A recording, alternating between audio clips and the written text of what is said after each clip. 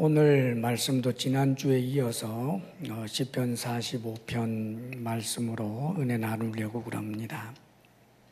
이 시편 45편이 고라 자손 중에서 아마 추측하기는 이제 솔로몬이라고 그래요. 그러나 정확하지는 않습니다. 솔로몬 왕이나 혹은 어떤 그 왕의 결혼식에 이제 축시를 말하자면 쓴 셈이죠. 그런데 이것이 성령의 놀라운 역사와 감동으로 말미암아 참으로 복음의 내용을 품고 있는 이제 성경으로 우리에게 이렇게 전해지게 된 것입니다. 우리는 우리 왕이신 우리 예수님, 그분 우리의 신랑이시고 우리가 이제 그분의 신부입니다. 또 좀 더 정확하게 말하면 이제 약혼자와 같은 거죠.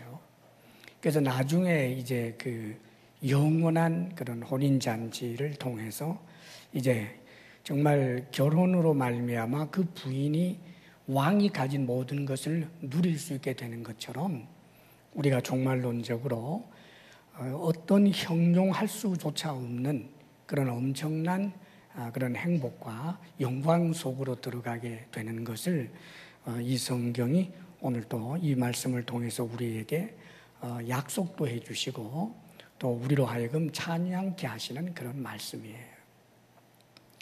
자, 그러면 신랑 되시는 우리 예수님 그리스도이십니다. 그분에 대해서 우리가 잘 알아야 되겠지요. 우리가 그분의 신부로서 그분을 잘 알지 못한다는 것은 말도 안 됩니다. 그래서 그분이 좋아하는 것을 나도 좋아하고 그분이 싫어하고 미워하는 것은 나도 역시 싫어하고 미워해서 정말 이 신랑과 하나 된 자답게 이제 우리가 그렇게 살아야 하는 것입니다. 그래서 지난주에도 신랑 되신 주님께서 어떤 분인지 또 그것을 알고 또 우리가 결단케 되는 말씀을 전했는데 오늘도 마찬가지입니다. 계속해서 우리의 왕이신 또 신랑이신 주님이 어떤 분일까? 6절 말씀 우리 같이 한번 읽어요. 6절 시작. 하나님이여 주의 보좌는 영원하며 주의 나라의 규는 공평한 규이니이다. 우리 신랑이시고 왕이신 우리 주님은 하나님이시기도 합니다. 그래서 하나님이시며 또 우리의 신랑이시기도 한 우리 주님, 그분은 왕으로서 통치하시는 분이죠. 그래서 그분의 보좌, 주의 보좌는 영원하며 이 세상에 영원한 보좌가 어디 있어요? 그러나 우리의 신랑이신 주님의 그 보좌는 영원합니다. 주의 보좌는 영원하며 주의 나라의 규는 하나님 나라의 규는 공평한 규이니이다. 그러죠. 이 규라고 하는 말은 전에 개역 성경에는 이제 홀로 번역했어요. 홀. 그래서 이 규 혹은 홀로 번역되는 이건 뭐냐 하면 왕이 들고 있는 일종의 이 곤봉 같은 겁니다. 막대기. 그래서 그 나라에 따라서 이 왕이 들고 있는 이 봉이 긴 나라도 있고 짧은 나라도 있고 그러는데 왕이 이런 이제 규라고 하는 이런 봉을 들고 있는데 이것은 왕권을 상징하는 거예요. 그러면 왕으로서는 통치하지 않습니까? 주의 나라의 규는 공평한 규이니이다라는 이 뜻은 이 왕이신 우리 주님께서 왕으로서 하나님 나라를 말하자면 다스릴 때 공평하게 다스린다.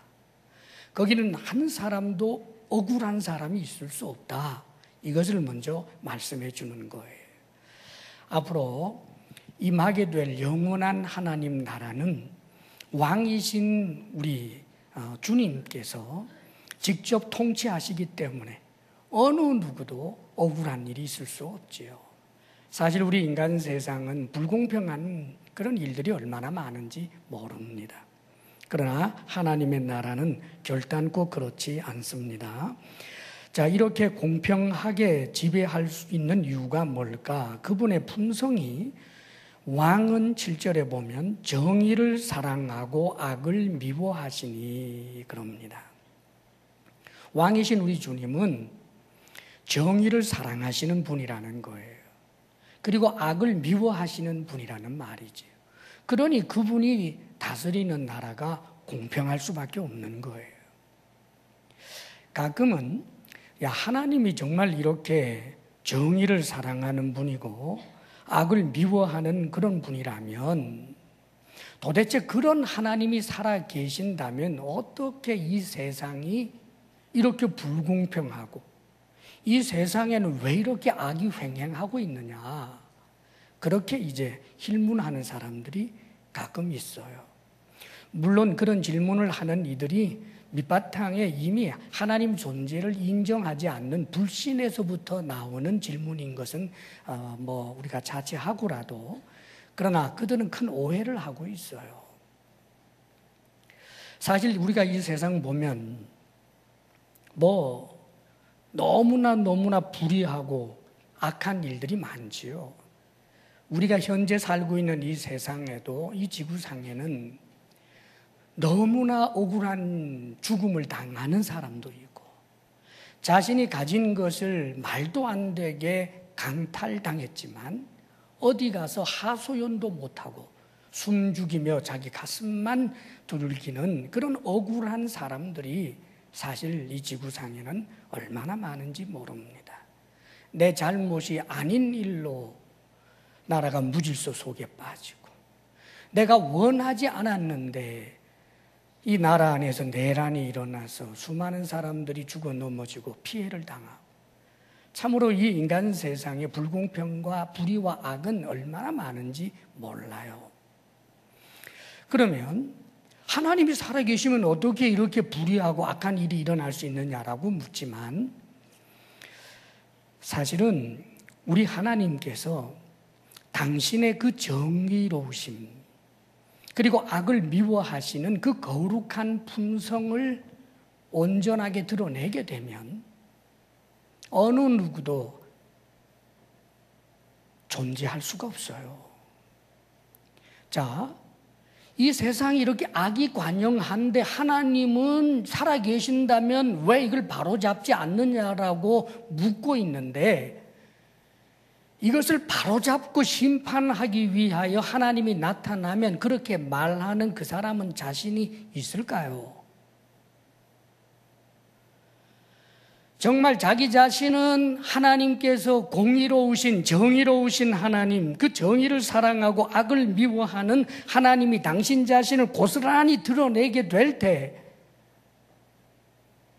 자신은 무사할까요? 전날에 보면 모세가 하나님께 사랑도 입었고 나름대로 좀 자신감도 있었던 것 같아요. 사실 성경에서는 모세는 세상의 다른 모든 사람들보다 온유함이 승하도다. 그러니까 그가 고매한 인격을 가진 사람이었다는 뜻이에요. 그래서 모세는 하나님께 은혜도 입었겠다. 하나님 얼굴을 제게 보여주십시오. 그런단 말이에요. 하나님 얼굴을 보여달라고 하는 이 뜻은 하나님의 본체, 그 당신의 그 거룩한 실체를 완전하게 드러내 보여달라는 뜻입니다. 실제로 모세는 하나님을 경험했지요. 떨긴 나무에 불꽃으로 임하신 하나님, 시내산에서 그 영광 중에 임하신 하나님을 보았지만 하나님 그 본체를 온전히 다 본 것이 아니고 그분이 드러내 보여주신 영광의 일부분만 사실은 본 거예요. 우리 하나님께서 당신 자신을 다 드러내지 않고 영광의 그 한 편만 보여줬을 때도 산밑에 있었던 이스라엘 백성들이 너무너무 무서워서 모세님, 당신이 하나님과 1대1로 만나고 직접 우리에게 말씀하지 않게 해달라고 그렇게 사정하는 장면이 성경에 나옵니다. 하나님이 당신 자신을 드러내면 그 앞에 설 수 있는 존재가 없습니다. 제 아무리 거룩하게 살았고 의롭다라고 해도 하나님 앞에 당신 자신의 거룩함을 드러낼 때 설 수 있는 자가 없어요. 그래서 모세에게도 하나님이 얼굴을 보여주신 것이 아니라 등을 보여주셨다라고 표현됩니다. 이건 유비예요. 하나님의 실제 전부, 그 본체 전부를 보여줄 수 없어요. 모세도 감당할 수 없습니다. 죽습니다.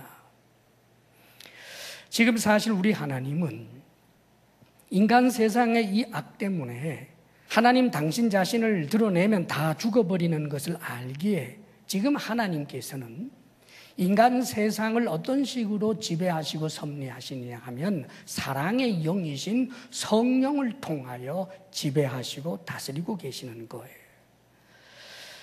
창세기에 보게 되면 태초에 하나님이 천지를 창조하시니라 땅이 혼돈하고 공허하며 흑암이 깊음 중에 있고 하나님의 신은 수면에 운행하시니라 그럽니다.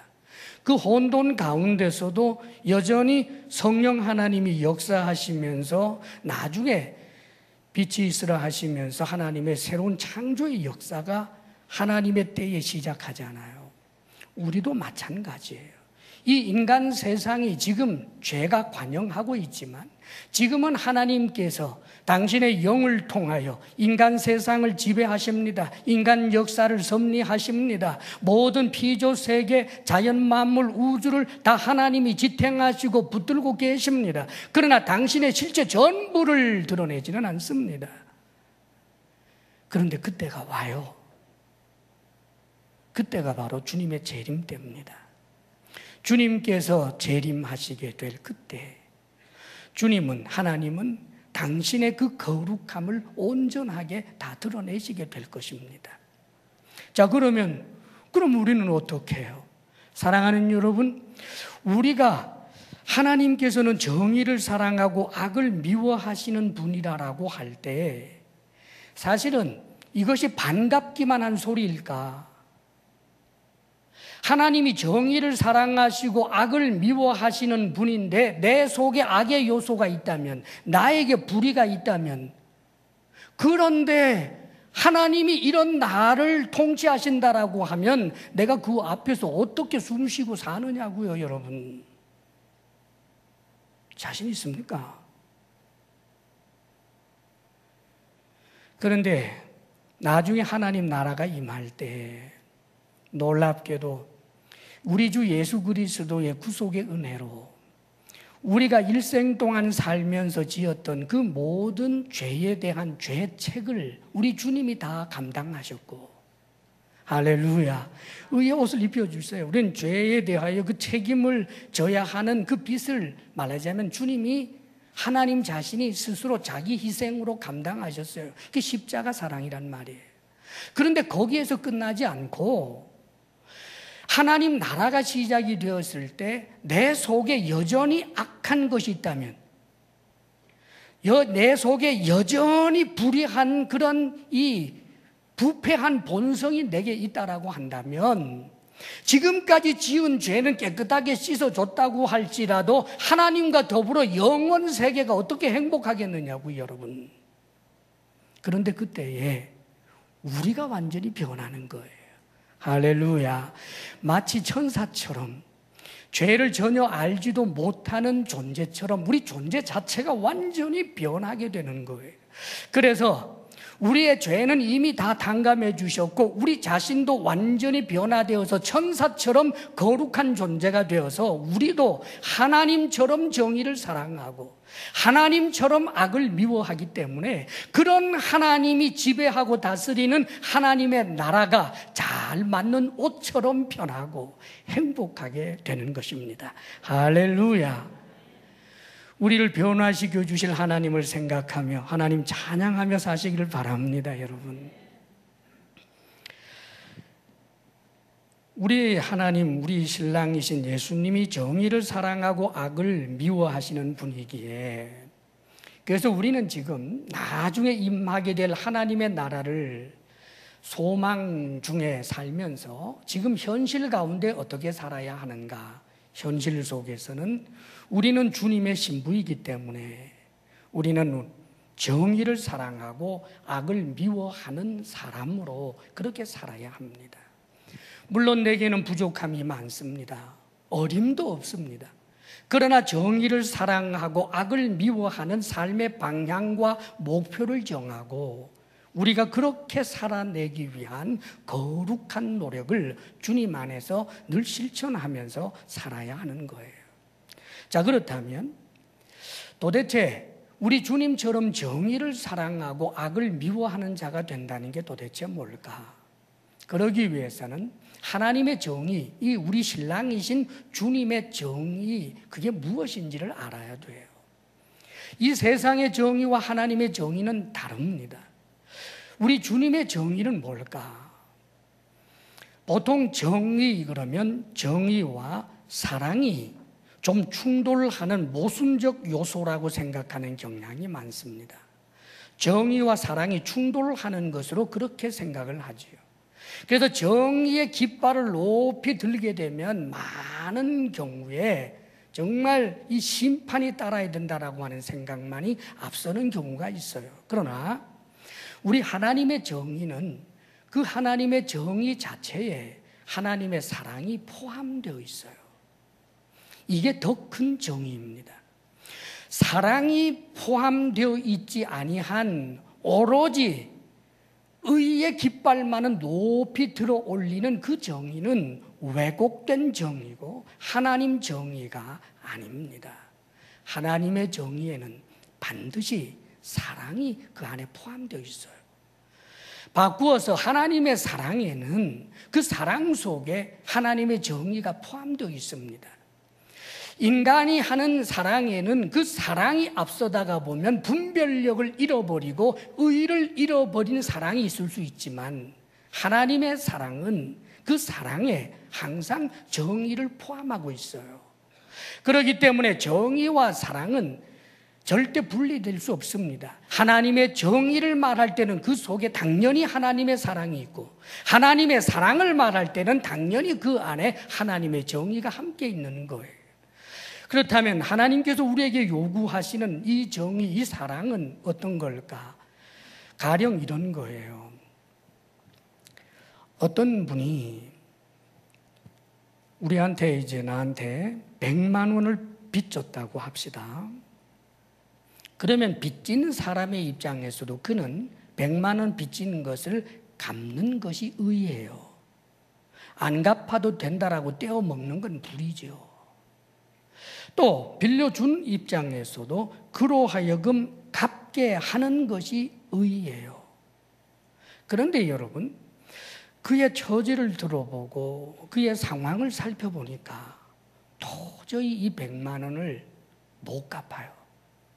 그래서 너무나 측은하고 너무나 안 돼서 딱한 마음으로 긍휼히 여기는 마음, 이 긍휼히 여기고 딱하게 여기는 마음의 그 밑바닥이 뭘까? 사랑이에요.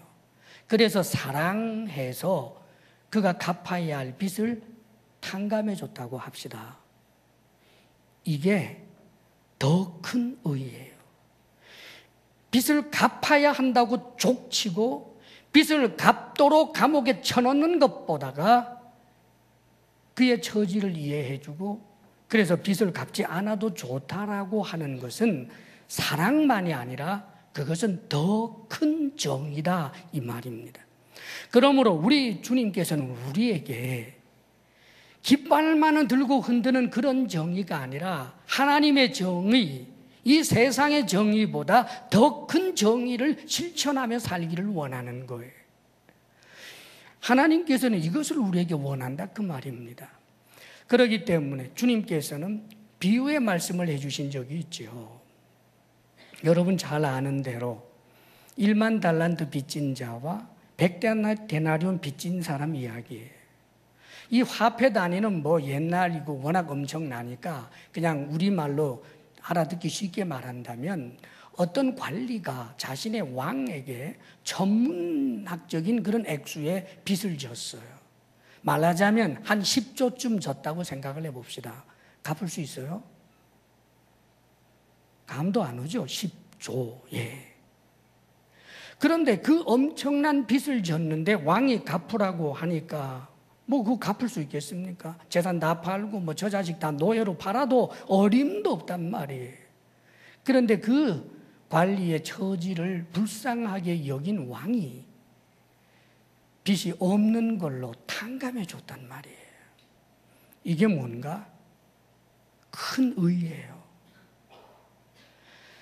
감옥에 쳐넣는 것보다 더 큰 의라고요. 자, 그런데 문제는 왕이 이 사람에게 기대하는 것이 있었어요.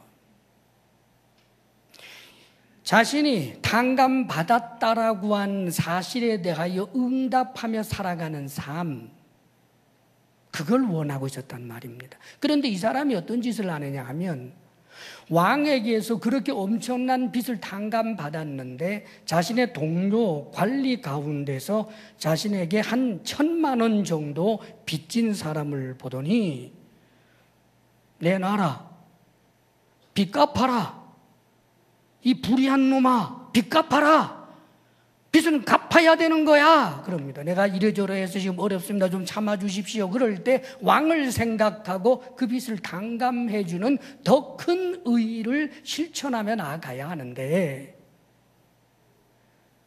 감옥에 쳐넣어버린단 말이에요. 의의 깃발을 든 거예요. 남의 돈 떼먹는 사람은 쳐넣어야 된다는 거죠. 여기에 대하여 왕이 진노합니다.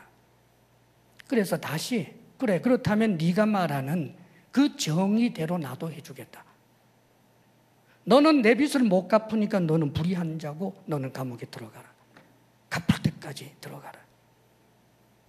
하나님 우리에게 원하시는 게 뭘까요? 의의를 말할 때 이 세상적 의의, 세상에서 보통 사람들이 공통 분모로서 이야기하는 그런 의의가 아니라 하나님의 의의, 더 큰 의의, 하나님의 사랑, 더 큰 사랑, 그것을 우리의 삶에 적용하며 살기를 원하시는 거예요. 기왕에 탕감해 줬으면 다시 그걸 달라고 하는 거 잘못 아닙니까? 사랑하는 여러분, 왕이 탕감해 줄 때 이 사람을 위해서 한 탕감인데 이 동관이 말하자면 그 왕의 관리가 좀 더 의로운 사람으로 살기를 원했던 거예요. 그런데 하나님의 의를 말하자면 그 왕의 의를 접하고 나서 그 왕의 의를 오히려 악의 수단으로 삼아버리고 만 거예요. 이것을 하나님이 용납하지 않는단 말입니다. 다시 말하면 우리 하나님은 불의에 대해서 오래 참으시는 분이지 완전히 눈 감아버리는 분은 아니에요. 내 의의가 나쁜 수단으로 사용된다라고 하면 그 의의는 내 정서를 만족시키는 자기 만족의 의의, 그건 하나님의 의의가 아니에요. 그렇기 때문에 하나님께서는 당신의 의의를 우리에게 보여주시고 이 의의를 우리 삶에 적용하며 살기를 원하십니다. 왜요? 그래야 그것이 우리에게 유익이기 때문입니다. 할렐루야.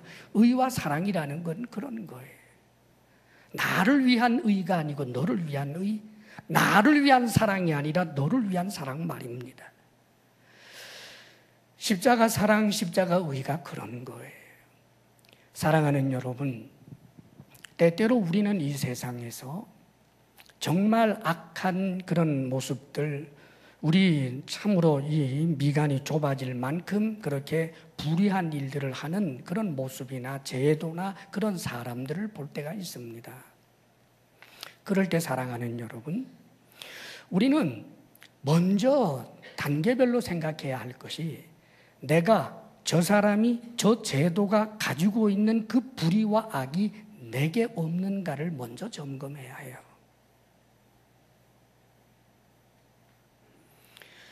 세상을 속일 수 있지만 하나님은 못 속이기 때문입니다. 어떤 불의에 대하여 깃발을 높이 들고 크게 소리치면 대단히 의로운 사람으로 세상은 속아줄 수 있지만 하나님께는 통하지 않는다고요. 그리고 실제로 나는 도적질 하지 아니하였는데 너는 도둑질 했다라고 해서 나는 당당하게 너의 잘못을 성토할 수 있다라고 생각을 해서 의의 깃발을 높이 들어도 그 의도 하나님의 의는 아닙니다. 왜냐하면 그 성토할 때 내가 성토하는 그 도둑질한 사람을 사랑함이 없다면 그 의도 하나님의 의가 아닙니다. 우리가 누구를 비판하는데 비판함으로 말미암아서 그 사람이 망신을 당하고 아주 부끄러워지고 그렇게 되는 것을 즐긴다. 사랑하는 여러분, 내가 아무리 정당한 명분으로 비판했어도 나는 지금 불의에 가담한 것입니다. 그렇기 때문에 주님께서는 이 정의의 문제를 가지고 이야기를 하실 때 네 눈 속에 있는 들보를 뽑고 그리한 후에 눈이 밝아서 네 형제의 눈에 있는 티를 뽑아주라라고 말씀합니다.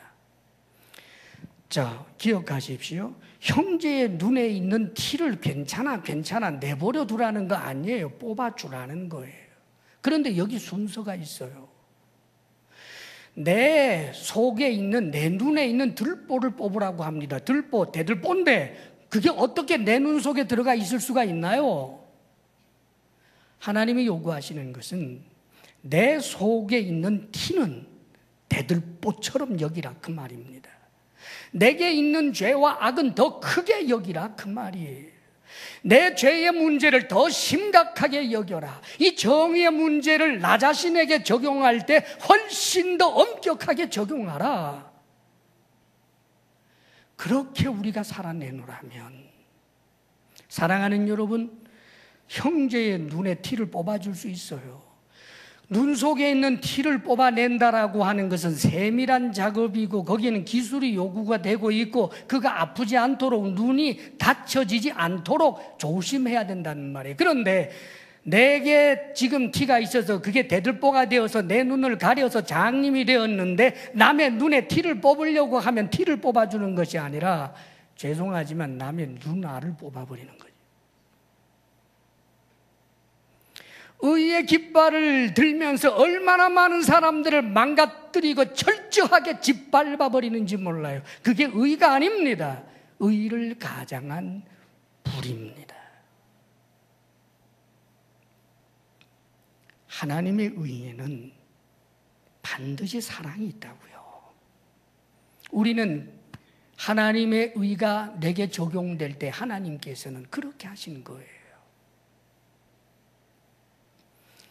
우리의 삶에서 정말 철저하게 내 속에 있는 불의를, 악을 미워하며 정말 내가 하나님을 따라서, 주님을 따라서 의로운 삶을 사는 것을 사랑하고 그렇게 소원하며 우리의 한계와 부족함을 느낄 때마다 주님의 도움을 구하면서 인격적으로 주님을 신뢰하면서 그 관계 속에서 이런 정의를 실현해내는 하나님의 사람으로 우리가 살 수 있기를 바랍니다. 할렐루야. 많이 늦죠. 내 문제 해결하다가 세월 다 보낼 수도 있어요. 그러나 여러분, 내 문제 해결하기 위해서 주님 앞에 울고 회개하고 내 삶을 고쳐내노라면 나는 아직도 멀었다고, 내 속에 티가 다 안 뽑혔다라고 생각을 해도 주변의 사람들이 내게 와서 나를 보고 스스로 울면서도 티에, 그 눈에 티가 빠져나가는 법입니다. 영향력이에요.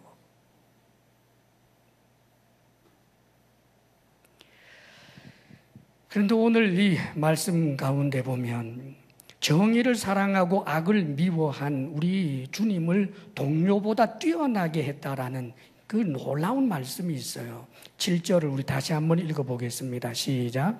왕은 정의를 사랑하고 악을 미워하시니 그러므로 하나님 곧 왕의 하나님이 즐거움의 기름을 왕에게 부어 왕의 동료보다 뛰어나게 하셨나이다. 우리 주님은 하나님인데 그분이 사람이 되셨어요. 그래서 사람들과 동료가 됐단 말입니다. 나사렛 예수는 사람입니다, 여러분. 하나님이지만 사람이에요. 그분이 기적을 행하고 놀라운 일을 행한 것은 나중에 사도들이 행할 수 있었던 것처럼 사람이신 예수가 성령의 능력으로 놀라운 일을 행하시는 거예요. 예수님은 우리와 같은 사람이 되셨는데 다른 어떤 사람들보다 항상 더 뛰어납니다. 아무리 아무리 뛰어난 사람보다 항상 더 뛰어납니다. 왜요? 정의를 사랑하고 악을 미워하신 분으로 살았기 때문입니다. 그러므로 우리도 마찬가지예요. 우리가 정의를 사랑하고 악을 미워하는 삶을 내 삶의 영역에서부터 내가 실현하고 그 삶의 범위가 점점 더 확장되어 나가기를 소원함으로 그렇게 성화의 과정을 밟아 사노라면 하나님이 우리를 높여주시는 거예요. 우리는 이 세상에서 높아지기를 원합니다. 그런데 남을 끌어내리고 높아지려고 해요. 남이 가진 것을 빼앗아서 내가 가지려고 합니다. 그런 식으로 높아지는 게 아닙니다, 여러분. 정의를 사랑하고 악을 미워하는 하나님의 정의, 하나님의 사랑을 우리의 내 삶에 실현하고 사노라면 하나님이 높이 해주시는 겁니다. 성경 인물 가운데 정말 이 정의를 사랑하고 악을 미워함으로 하나님께서 높이 세워준 그런 사람들이 성경에 꽤 많은데 그 대표적인 인물 가운데 저는 한 사람, 특별히 요셉을 말하고 싶습니다. 다니엘도 그런 사람이고 그런데 특별히 요셉을 보면 이래요. 요셉이 자신의 생사 여탈권을 쥐고 있고 자신에게 삶에 좋은 것을 제공할 수도 있고 그렇게 하지 않을 수도 있는 엄청난 주인 마님이 오랜 시간 동안 동침하자라고 합니다. 한 번 즉흥적인 것이 아니라 계속해서 사랑한다라고 해온 거예요, 말하자면. 거절하기 굉장히 어려운 일이죠. 거절하면 자신이 어떤 불이익을 당한다는 것 알아요. 그럼에도 불구하고 자기 자신에게 대하여 엄격하게 이 하나님의 정의를 실현합니다. 나는 이럴 수밖에 없어요 라고 하는 자기 연민에 안 빠집니다. 내 처지가 나는 타협할 수밖에 없어요. 사랑하는 여러분, 내 자신에게 죄에 대하여 타협할 수밖에 없었다라고 하는 이유를 찾아내는데 대단히 무지한 사람들이 되시기를 바랍니다. 거기 너무 머리가 잘 돌아가면 큰 문제예요. 요셉이 절대 받아들이지 않아요.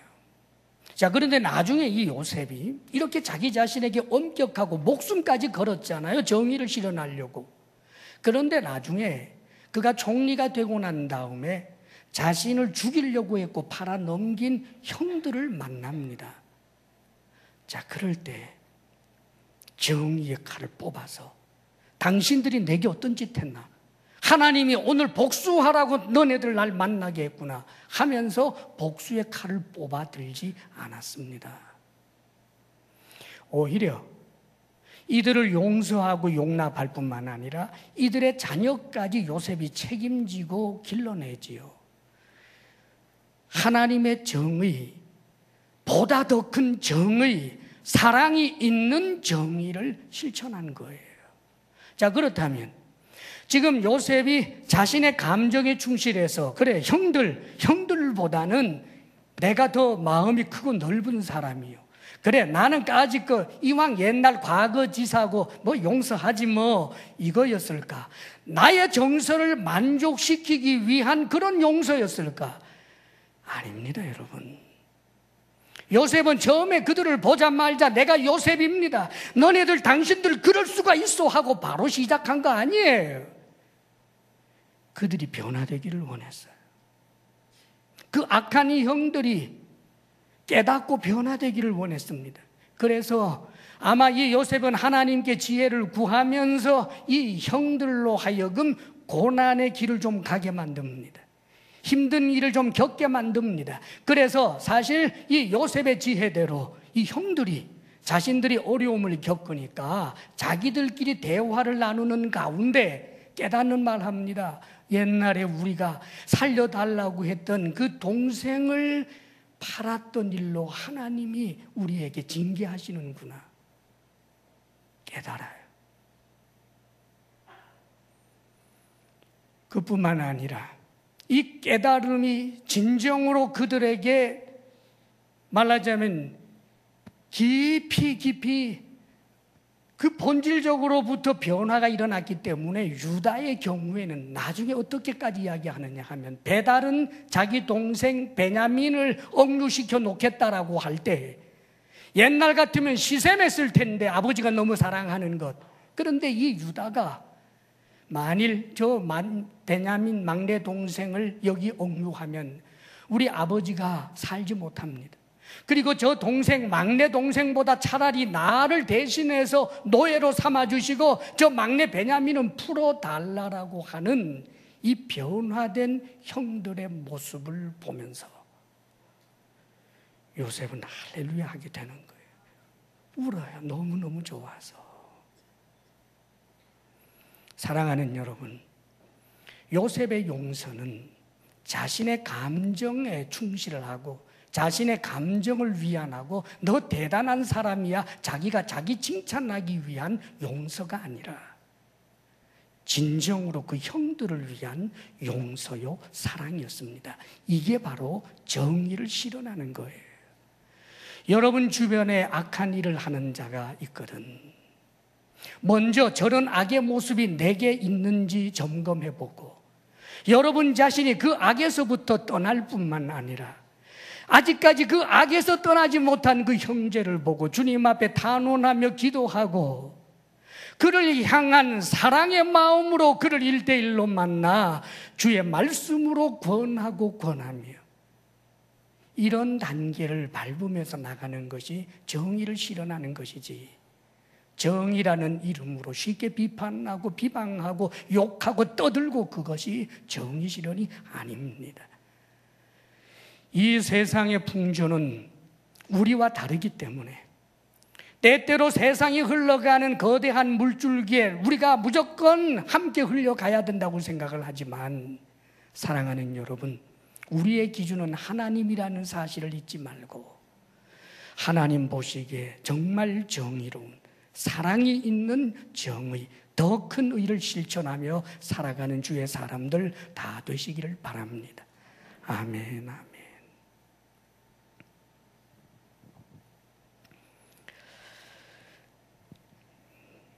자, 그리고 오늘 말씀 가운데 10절, 11절 말씀, 이 말씀 좀 보겠습니다. 10절, 11절 다 같이 시작.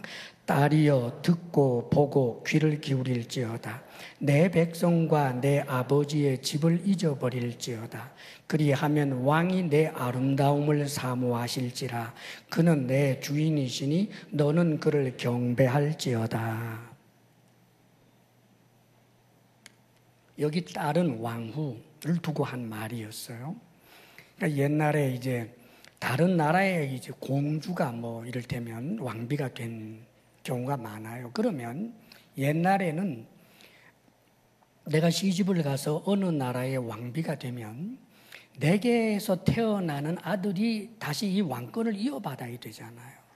그렇기 때문에 타국의 공주였던 사람도 어느 나라의 왕비가 되면 그 나라의 사람이 돼야 돼요. 그래서 옛날 말하자면 그 친정의 나라, 그 백성을 잊어야 된단 말이죠. 지금 그것을 이야기하는 겁니다.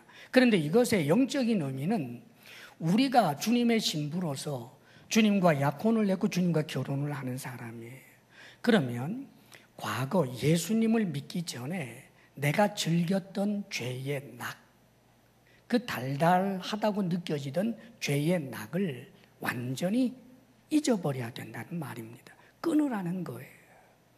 세상에서부터 떠나서 저 깊은 산속에 들어가 살라는 말이 아니라 세상이 주는 그 죄의 낙을 더 이상 추억하거나 자꾸만 생각하지 말라는 거예요. 사랑하는 여러분, 에베소서에 보게 되면 우리는 허물과 죄로 죽었었고 예수 믿기 전에 죽었던 우리를 살리셨다고 그래요. 그리고 예수 믿기 전에 우리 인간의 형편이 어떠냐 하면 이 세상 풍조를 따르고, 그게 세상의 가치관이에요. 세상의 문화예요. 이 세상 풍조를 따르고 공중 권세 잡은 악한 영, 불신자들 가운데서 역사하는 악한 영을 따르고, 그러니까 사탄의 노예 상태였단 말이에요. 속으면서. 그뿐만 아니라 이 속에 있는 욕심을 따라 행하며 본질상 하나님 앞에 진노의 자식이었다라고 표현을 해줍니다. 그런 우리를 살리셔서 이제 주님의 신부로 삼으신 거예요. 그렇다면 이 옛것을 끊어내야 된다는 말이지요. 보통은 여러분, 종상 그 옛날에 과거에 끔찍하고 좋지 못했던 것도 추억이라고 하는 것으로 덧칠을 하고 채색을 해서 들여다보게 되면 거기 좀 달달한 게 있게 마련이에요. 성경에 출애굽을 한 이스라엘 백성들이 계속해서 출애굽을 해서도 원망 불평을 일삼는데 2달 반 정도 지났을 때, 이미 하나님의 은혜를 많이 입은 사람들이에요. 2달 반이 지났을 때 그들이 시내산 어귀에 다 와서 무슨 말을 하느냐, 이런 말을 합니다. 고기를 못 먹었거든. 만나는 좀 먹었어도. 아이고, 우리가 애굽에 있을 때 고기 까마 옆에서 고기 먹던 때와 그 떡을 먹던 때가 좋았는데 차라리 그때 하나님 손에 죽었더라면 훨씬 좋았겠다. 지금 나와서 이렇게 끌려 나와서 광야에서 굶어 죽게 생겼구나. 이런 소리 합니다.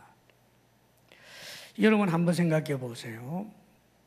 이 출애굽한 사람들이 과연 고깃가마에서 고기 마음대로 먹고 떡을 마음대로 먹을 신분이었습니까? 노예였다고요. 이집트의 귀족이 아니었다고요. 이집트의 노예였다고요. 그런데 떡을 먹은 일이 있지요.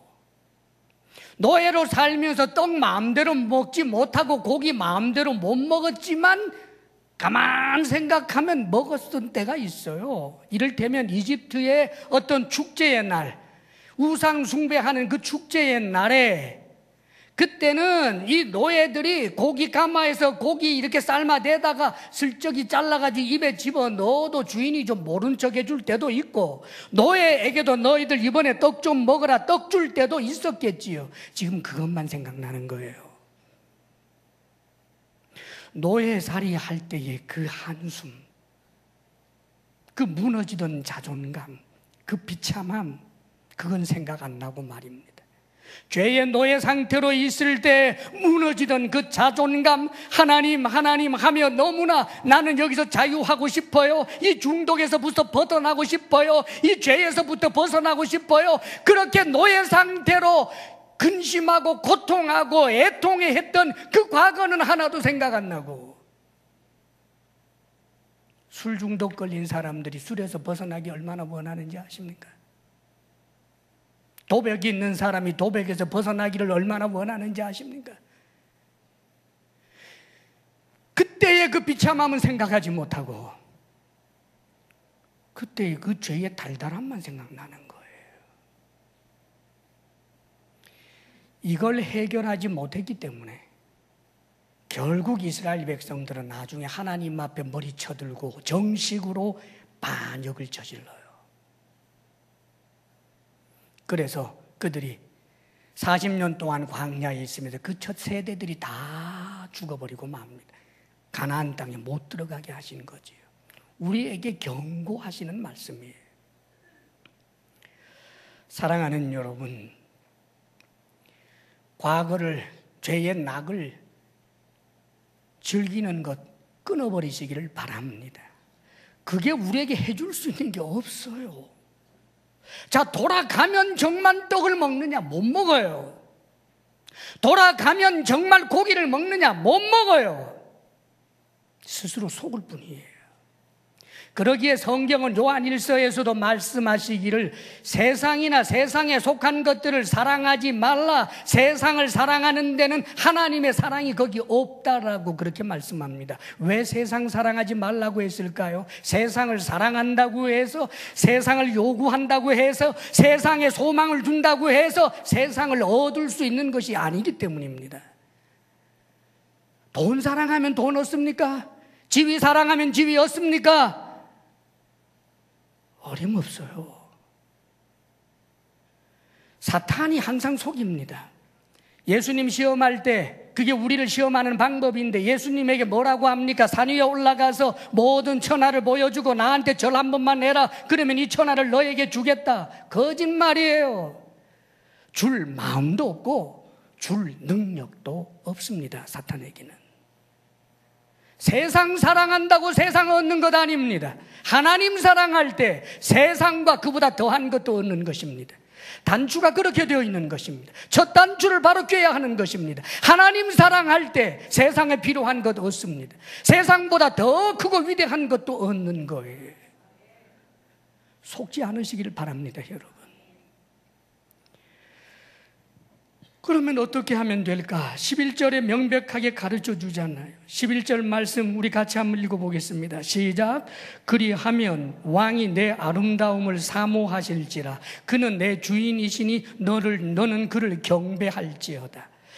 왕이고 신랑이신 우리 주님은 우리가 경배해야 할 대상입니다. 그런데 우리가 정말 과거를 잊고 그 죄의 낙을 즐기는 것을 끊어버리고 현재 어디에 집중하는가? 신랑이신 주님과의 사랑의 관계에 집중하라는 말이에요. 그를 경배하라. 그렇지요. 우리는 끊임없이 과거를 단절하고 지금 주님을 경배합니다. 주님은 그런 우리를 계속해서 사모하신다. 사랑합니다. 주님은 우리를 사랑하고 나는 주님을 경배하고 이것이 계속해서 선순환을 이루고 나를 사랑해 주시는 그 왕, 그분이 누굽니까? 하늘과 땅을 지으신 창조주 하나님입니다. 그분은 누구십니까? 주고 싶은 자에게 줄 수 있는 권력과 능력이 있는 분이 하나님이십니다. 그분이 신랑인데 도대체 어디에서 무엇을 찾는다는 말입니까? 두려운 일은 내 신랑이 나를 미워하게 되는 것. 두려워할 것은 오직 그거 하나밖에 없습니다. 나는 포도나무 가지로 포도나무에 붙어 있으면 열매를 맺는데 포도나무에 끊어짐으로 열매는커녕 사람들에게 밟히고 불쏘시개로 태워지는 것. 그게 두려운 것 아닙니까, 여러분? 사랑하는 여러분, 신랑이신 주님과 사랑의 관계를 즐기는 것, 거기에 집중하십시오. 신랑이신 우리 주님이 정의를 사랑하시고 악을 미워한 것처럼 나 자신도 정의를 사랑하고 악을 미워하는 데 최선을 다하고 부족한 내 모습을 볼 때마다 주의 도움을 구하며 우리의 이 큰 정의와 사랑의 그 영역을 넓혀가는 그런 삶을 살아내노라면 이 땅의 삶도 가치 있고 그리고 언젠가 도래하게 될 그 영원한 하늘나라가 얼마나 더 복된 하늘나라가 되겠습니까? 주님 앞에 승리하시기를 주의 이름으로 축원합니다. 기도하겠습니다.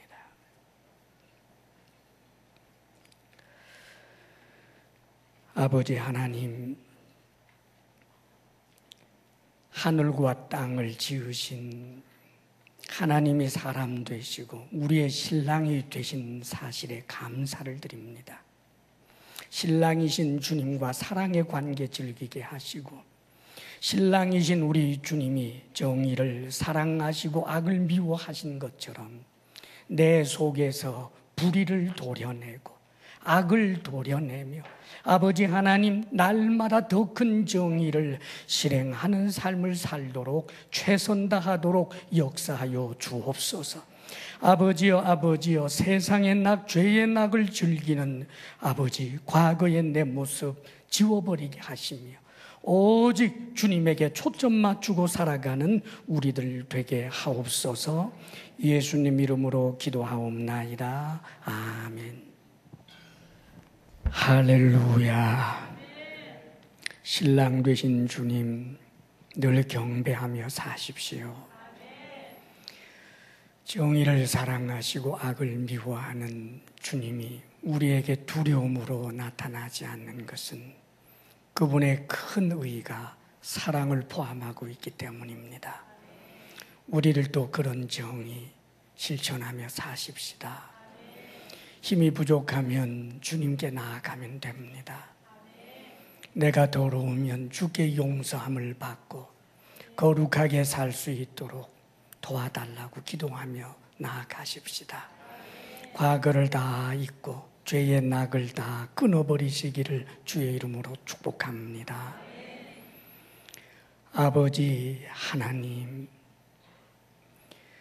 어찌 티끌에서부터 나와서 티끌로 돌아갈 이런 인생에게 주께서는 당신의 형상으로 참으로 세워주시고, 아버지여 오히려 주의 거룩한 신부로 받아들여 주시니 그 은혜를 우리가 무엇으로 다 말하며 표현할 길이 있겠습니까? 주님, 은혜를 은혜로 여기지 못하는 어리석은 자 되지 않게 하소서.